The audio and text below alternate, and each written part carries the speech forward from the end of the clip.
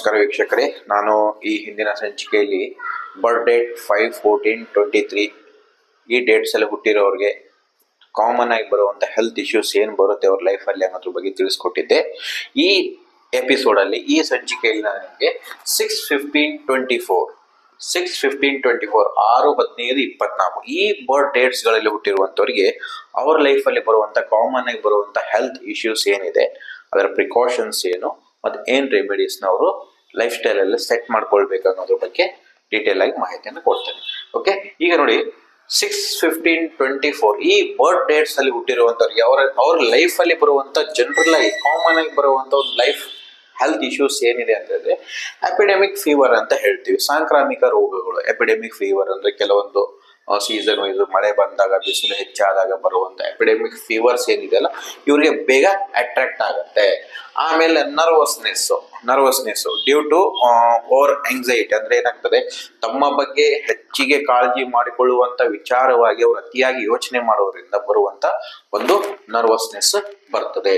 ಆಮೇಲೆ ಏನಾಗ್ತದೆ ಅಂದ್ರೆ ಕಾಮನ್ ಆಗಿ ಅವ್ರಿಗೆ ಇನ್ಫೆಕ್ಷನ್ಸ್ ಜಾಸ್ತಿ, ನೋಸು, ಥ್ರೋಟು, ಲಂಗ್ಸು ಅಂದ್ರೆ ಅವ್ರ ಲೈಫ್ ಸ್ಟೈಲ್ ಮೇಲೆ ಇನ್ಫೆಕ್ಷನ್ಸ್ ಜಾಸ್ತಿ ಇರುತ್ತೆ. ಹೇಗೆ ನೋಸು, ಥ್ರೋಟ್ ಅಲ್ಲಿ ಏನು ಬರುತ್ತೆ, ಅತಿಯಾಗಿ ಏನಾದರೂ ಅವ್ರ ಸ್ಮೋಕಿಂಗ್ ಹ್ಯಾಬಿಟ್ಸ್ ಏನಾದರೂ ಇದ್ರೆ, ಇನ್ ಕೇಸ್ ಅವ್ರಿಗೆ ಪರ್ಫ್ಯೂಮು, ಆಮೇಲೆ ಕೆಲವೊಂದು ಸ್ಮೆಲ್ಲಿಂಗ್ ಪರ್ಫ್ಯೂಮ್ಸ್ ಏನಿರುತ್ತಲ್ಲ ಅದರ ಒಂದು ಇನ್ಫೆಕ್ಷನ್ಸ್ ಇವ್ರಿಗೆ ಆಗುವಂತ ಚಾನ್ಸಸ್ ಇರುತ್ತೆ. ಥ್ರೋಟ್ ಅಲ್ಲಿ ಇನ್ಫೆಕ್ಷನ್ಸ್ ಬರುತ್ತೆ, ಲಂಗ್ಸ್ ಅಲ್ಲಿ ಇನ್ಫೆಕ್ಷನ್ಸ್ ಹೆಚ್ಚಾಗಿ ಬರುತ್ತೆ. ಆಮೇಲೆ ಏನಾಗ್ತದೆ, ಸ್ಪೆಷಲಿ ಲೇಡೀಸ್ ಅಲ್ಲಿ ಏನಾಗ್ತದೆ, ಅವರಿಗೆ ಬ್ರೆಸ್ಟ್ ರಿಲೇಟೆಡ್, ಚೆಸ್ಟ್ ರಿಲೇಟೆಡ್ ಹೆಚ್ಚಾಗಿ ಆರೋಗ್ಯ ಸಮಸ್ಯೆಗಳು 6/15/24 ಬರ್ತ್ ಡೇಟ್ಸ್ ಅಲ್ಲಿ ಹುಟ್ಟಿರುವಂತವ್ರಿಗೆ ಹೆಚ್ಚಾಗಿ ಕಾಣಿಸ್ಕೊಳ್ಳುತ್ತೆ. ಇದೇನಾಗುತ್ತೆ ಅಂದ್ರೆ ಈ ಎಲ್ಲ ಹೆಲ್ತ್ ಇಶ್ಯೂಸ್ ಅವ್ರ ಲೈಫ್ ಅಲ್ಲಿ ಕಾಮನ್ ಆಗಿ ಬರುವಂತದ್ದು. ಇವಾಗ ಆಲ್ರೆಡಿ ಇದರಿಂದ ಏನಾದ್ರೂ ಅವ್ರ ಲೈಫ್ ಅಲ್ಲಿ ಹೆಲ್ತ್ ಇಶ್ಯೂಸ್ ನ ಸಫರ್ ಮಾಡ್ತಾ ಇದ್ರೆ ಅವ್ರು ಏನ್ ಮಾಡ್ಬೇಕು, ತಮ್ಮ ಲೈಫ್ ಸ್ಟೈಲ್ ಅಲ್ಲಿ ಚೇಂಜಸ್ ನ ಮಾಡ್ಕೊಳ್ಬೇಕಾಗ್ತದೆ.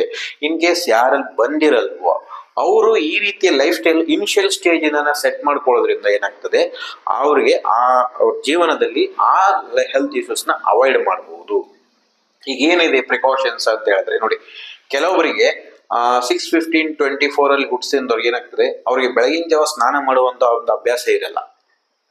ಅವ್ರು ಹೆಚ್ಚಾಗಿ ಏನಾಗ್ತದೆ, ಓವರ್ ಟೈಮ್ ಆಫ್ಟರ್ 9:30 ಅಥವಾ ಮಧ್ಯಾಹ್ನ ಸ್ನಾನ ಮಾಡುವಂತ ಅಭ್ಯಾಸ ಇರ್ತದೆ. ಅದನ್ನ ನೀವು ಅವಾಯ್ಡ್ ಮಾಡಬೇಕು. ಓಕೆ, ಆಮೇಲೆ ಇನ್ನೊಂದು ಏನಾಗ್ತದೆ, ಬೆಳಗಿನ ಜಾವ ಏನಾಗ್ತದೆ, ಯೋಗ, ಪ್ರಾಣಾಯಾಮ, ಮೆಡಿಟೇಷನ್ ಈ ನಿಮ್ಮ ಲೈಫ್ ಸ್ಟೈಲ್ ಅಲ್ಲಿ ಇದನ್ನ ಸೆಟ್ ಮಾಡ್ಕೊಳ್ಳಿ. ಆಮೇಲೆ oily food, spicy food, oily food ಮತ್ತೆ ಶುಗರ್ ಕಂಟೆಂಟ್ ಇರುವಂತ, ವೈಟ್ ಶುಗರ್ ಕಂಟೆಂಟ್ ಇರುವಂತ ಫುಡ್ ನ ನಿಮ್ಮ ಲೈಫ್ ಸ್ಟೈಲ್ ಇಂದ ತೆಗೆದುಹಾಕೊಳ್ಬೇಕು. ಎಕ್ಸಸ್ ಆಯಿಲು ಅಂದ್ರೆ ಇದು ಯಾವುದೇ ರೀತಿಯ ಇಂಗ್ರೀಡಿಯೆಂಟ್ಸ್ ನಿಮ್ಮ ಫುಡ್ ಡೈಲಿ ಡಯಟ್ ಅಲ್ಲಿ ಇನ್ಕ್ಲೂಡಿಂಗ್ ಬೇಡ, ಕಡಿಮೆ ಮಾಡ್ಕೊಳ್ಳಿ, ಆಯ್ತಾ. ಅದಾದ್ಮೇಲೆ ಏನಾಗ್ತದೆ, ಓವರ್ ಎಮೋಷನಲ್ ಅಂದ್ರೆ ಇವ್ರು ನೋಡಿ, ಓವರ್ ಎಮೋಷನಲ್ ಒಂದು ಎಕ್ಸಾಂಪಲ್ ಏನಂದ್ರೆ 6/15 ಶುಕ್ರನ ಒಂದು ನಂಬರ್ ಆಗಿರೋದ್ರಿಂದ ಇವ್ರಿಗೆ ಏನಾಗ್ತದೆ, ಯಾವುದೇ ಒಂದು ಲೈಫ್ ಸ್ಟೈಲ್ ಇರ್ಬೋದು, ಲಕ್ಸರಿ ಥಿಂಗ್ಸ್ ಇರ್ಬೋದು, ಅವರ ಒಂದು ಎಕ್ಸ್ಪೆನ್ಸಿವ್ ಥಿಂಗ್ಸ್ ಮೇಲೆ ಓವರ್ ಎಮೋಷನಲ್ ಆಗಿರ್ತಾರೆ. ಸ್ವಲ್ಪ ಅದನ್ನು ಕಂಟ್ರೋಲ್ ಮಾಡ್ಕೊಳ್ಬೇಕು. ಅದರಿಂದ ಏನಾಗ್ತದೆ ಗೊತ್ತಾ, ಸ್ವಲ್ಪ ನರ್ವಸ್ನೆಸ್, ಆಂಗ್ಸೈಟಿ ಇಶ್ಯೂಸ್ ಬರುವಂತ ಚಾನ್ಸಸ್ ಇರುತ್ತೆ.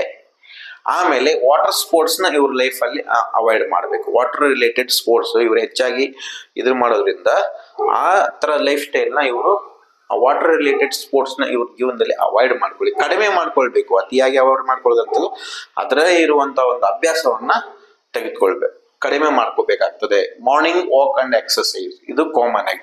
ಆಮೇಲೆ ಇನ್ನು 6/15/24 ಈ ಬರ್ತ್ ಡೇಟ್ಸ್ ಅಲ್ಲಿ ಹುಟ್ಟಿರೋದು ಆಫ್ಟರ್ ಸನ್ಸೆಟ್ ಆದ್ಮೇಲೆ, ಸೂರ್ಯಾಸ್ತ ಆದ್ಮೇಲೆ ಯಾವುದೇ ರೀತಿಯ ಫಿಸಿಕಲ್ ಎಕ್ಸರ್ಸೈಸಸ್ ಗಳನ್ನ ಮಾಡುವುದು ತಪ್ಪಿಸಬೇಕಾಗ್ತದೆ. ಮಾಡುವುದು ಒಳ್ಳೆಯದಲ್ಲ. ಅದರಿಂದ ಇನ್ನೂ ಹೆಚ್ಚಾಗಿ ನಿಮ್ಗೆ ಇನ್ಫೆಕ್ಷನ್ಸ್ ಆಗುವಂತ ಚಾನ್ಸಸ್ ಜಾಸ್ತಿ. ಆಮೇಲೆ ಇನ್ನೊಂದು ಏನಿದೆ ಅಂತ ಹೇಳಿ, ಸ್ಪೆಷಲಿ ಇವ್ರಿಗೆ ಬೆಳಗಿನ ಜಾವ ಯೋಗ ಮತ್ತು ಮೆಡಿಟೇಷನ್ ಮಾಡುವಾಗ ಹೆಚ್ಚಾಗಿ ಬಿಸಿ ನೀರನ್ನ ಸೇವನೆ ಮಾಡುವುದು ಒಳ್ಳೆಯದು. ಬೆಳಗಿನ ಜಾವ ಬಿಸಿ ನೀರನ್ನ ಸೇವನೆ ಮಾಡೋದ್ರಿಂದ ಏನಾಗ್ತದೆ, ಸ್ವಲ್ಪ ಇನ್ಫೆಕ್ಷನ್ಸ್ ಇಂದ ದೂರ ಉಳಿಬಹುದು. ವೀಕ್ಷಕರೇ, ಇಷ್ಟೊಂದು ಮಾಹಿತಿಗಳು ನಿಮಗೆ ತುಂಬಾ ಉಪಯುಕ್ತವಾಗಿದೆ ಅನ್ಕೊಳ್ತೀನಿ. ನನ್ನ ಮುಂದಿನ ಒಂದು ಎಪಿಸೋಡ್ ಅಲ್ಲಿ ಸಂಖ್ಯೆ 7 ಅಂದ್ರೆ ಬರ್ತ್ ಡೇಟ್ 7/16 25. ಈ ಬರ್ತ್ ಡೇಟ್ಸ್ಗಳಲ್ಲಿ ಬರುವಂಥ ಹೆಲ್ತ್ ಇಶ್ಯೂಸ್ ಏನಿದೆ ಅನ್ನೋದ್ರ ಬಗ್ಗೆ ನಿಮಗೆ ಮಾಹಿತಿ ಕೊಡ್ತೀನಿ. ನಮಸ್ಕಾರ.